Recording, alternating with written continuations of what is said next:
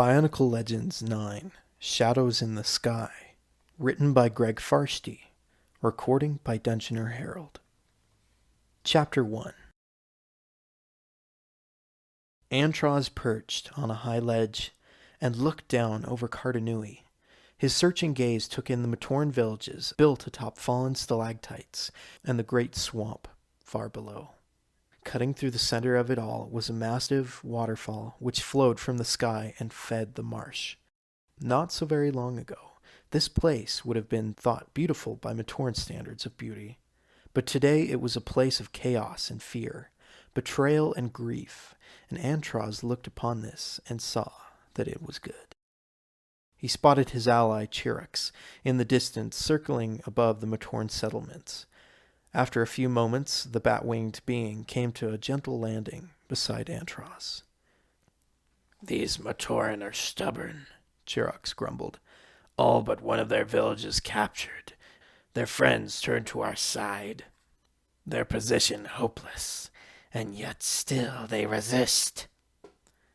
Antros smiled and shook his head. "Of course they do. The great beings made the Matoran to be more than just laborers. They gave their creations spirit and passion, even if misguided. That is something you would not know about." Chirax tensed at the jibe. In his time, he had created rahi beasts of all types. The Doom Viper and the Lorak, among others, had resulted from his efforts, but his rahi always seemed to come out twisted in mind and spirit. Unlike the creations of others, like the Mwaka cat or the Kane Ra bull, Chirax's contributed nothing to the ecosystem but death and destruction. It was a touchy subject with him, and Antros knew it. "I was working on something new before the call came to travel here," Chirax said, very softly. "You might want to see it sometime. I'm sure it would like to see you." Antros laughed. "You take everything too seriously, my friend. Take this village. You can be annoyed at its resistance, or you can take pleasure in the fact that its Matoran are still free and available for torment." Chirax snorted. "This is a first. Someone expecting a being born of the shadows to look on the bright side." Antros spotted Vampra diving toward the intact village. "What is our silent ally up to?" "Hunting," replied Chirax, "as only he can." Radiac darted from building to building, hoping to stay under cover. The skies were clear of enemies, but that meant nothing. He knew from past experience how quickly the foe could strike. Venturing out alone was beyond dangerous, but it had to be done. The light vine that surrounded the village was torn and broken in one spot. It had to be restored before the Shadow Matoran took advantage of the gap. This light-producing plant was toxic to those who had only shadow inside them, so it made an effective defense against those Matoran who had been lost to the enemy. He was perhaps 40 feet away from the damaged spot now, but it was over open ground. Radiac scanned the sky again, saw nothing, and also saw no Shadow Matoran anywhere near. If he was going to move, it would have to be now. The Matoran of Light took off running. Now he was 30 feet away, 20 feet, 15 feet, 10, almost there. Radiac never heard Vampra's approach. The dark flyer hurled a bolt of energy from his claw, striking the Matoran in the back. Radiac lurched to a stop, held transfixed as the light was drained out of him from a distance. At first, the Matoran tried to fight the change he felt coming over him. After all, he was a hero, respected and admired by his friends for his courage. He had always tried to live by the three virtues of unity, duty, and destiny. He had devoted his life to working and fighting for the will of the great spirit Madanui. Even though he and the other Matoran knew, with an awful certainty, that Madanui had just died, there had never been any thought of surrender. But the new voices he heard in his head were so insistent, so persuasive. Why spend the rest of your lifetime in the service of a great spirit who is no more? And the virtues, the voices whispered, what had they ever done for him? He was brave, strong. He needed no help from other Matoran. They were just burdens to him. Duty, destiny. A duty to what? Endless, back-breaking labor? To achieve a destiny of exhaustion and more mind-numbing toil? No, he realized, that wasn't for such as him. Lost in the seductive call of the darkness, Radiac knew that the forces of shadow held the true power in the universe, and he belonged on their side. It was time to start looking out for his own interests, after all. High above, Vampra finished his feeding. The foolish Matoran who had dared to emerge from hiding belonged to the Brotherhood now. His armor remained crimson, but his spirit was now black. Vampra flew off, his hunger sated for now, in a most pleasant way. After all, what could be more satisfying than dining on another being's hopes and dreams? Vampra saw his two comrades flying to meet him. He took the most direct route toward them, passing directly through the central waterfall that bisected the realm. So intent was he on his journey that he never noticed a white-armored Toa plunging down through the water just above him. Had he chanced to glance up, he would have noticed that the Toa, Matoru by name, was holding the powerful mask of life as he fell. One shift in Vampra's gaze, and all of history might have been changed.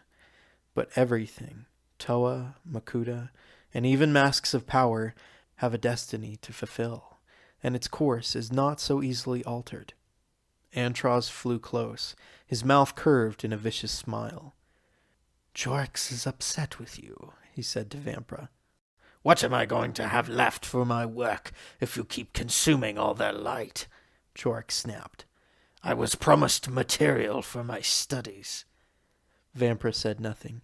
He never spoke, of course, but no one was certain if he couldn't or simply wouldn't. Wordlessly, he turned back toward the village, the other two flanking him. The hunt had begun again. The Matoran named Photok paced the stone floor of the shelter, now and then pausing to shoot a hard look at Tanma.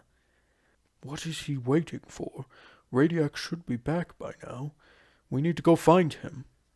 If Tanma noticed his friend's expression, he gave no sign of it.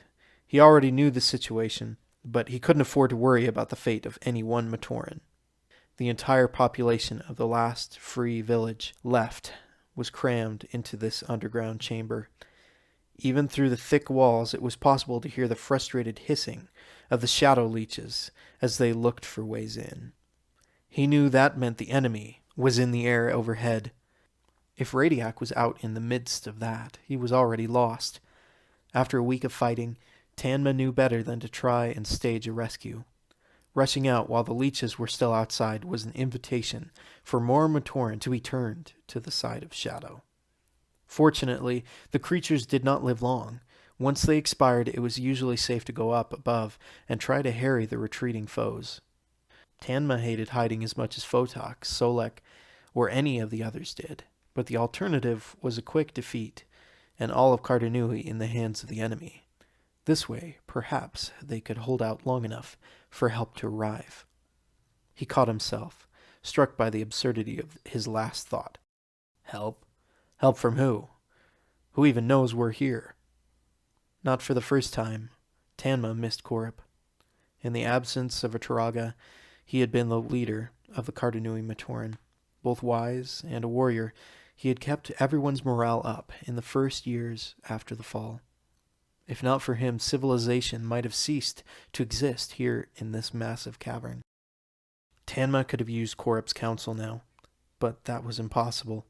The Cardinui leader had led an attack on the foe 6 days before and fallen prey to a shadow leech. Now all his knowledge of the Matoran defenses belonged to the enemy.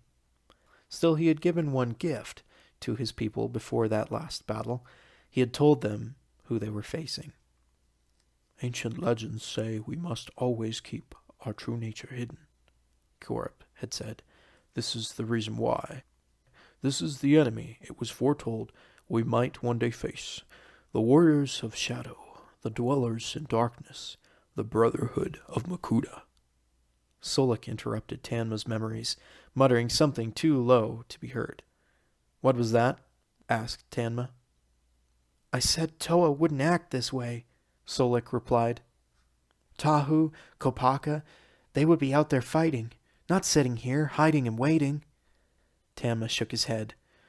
Kirip had filled Solik's head with a lot of legends about Toa, who had supposedly once dwelled in Cardanui. The 6 figures had become Solik's heroes, and they were all he ever talked about. Ordinarily, this preoccupation was no big deal, but right now, it was enough to push Tanma over the edge. Tahu, Kopaka, right. If they're so great, why aren't they here? He raged. Where were they when all my friends got turned into those things? Why aren't they protecting us? Solik didn't answer. Instead, he was looking up at the ceiling, as if straining to hear something. Hey, he said, I think it's stopped outside. Tanma had to agree. The hissing sounds were gone, as were the noises of the Radiac pods that carried the shadow leeches striking the roof of the shelter. Tanma gestured for the others to sit tight while he went to peer out of the hatch. Cautiously, he undid the seals and pushed the hatch up a quarter of an inch. The first thing he saw was shadow leeches disintegrating, a revolting sight he had never grown used to. Glancing up, he saw the 3-winged Makuta soaring away.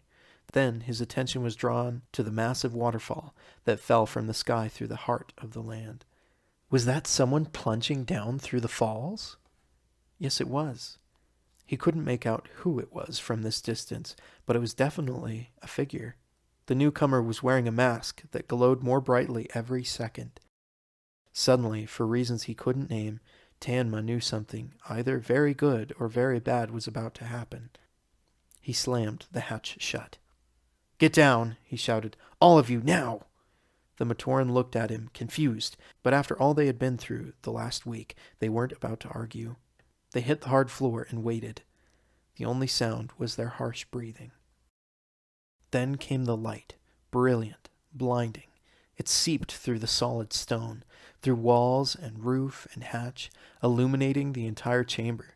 It was as if 1 trillion light stones had been turned on all at once.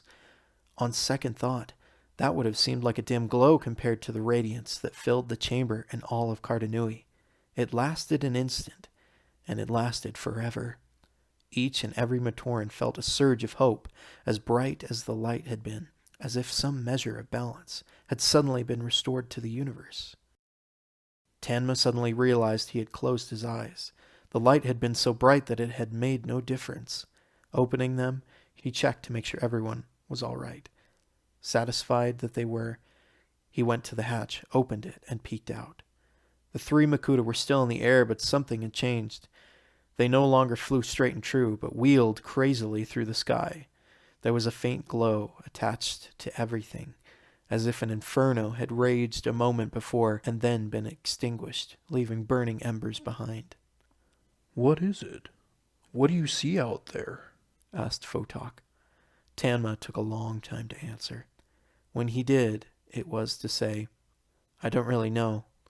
Maybe it's the start of something, or maybe the end of everything. End of chapter 1.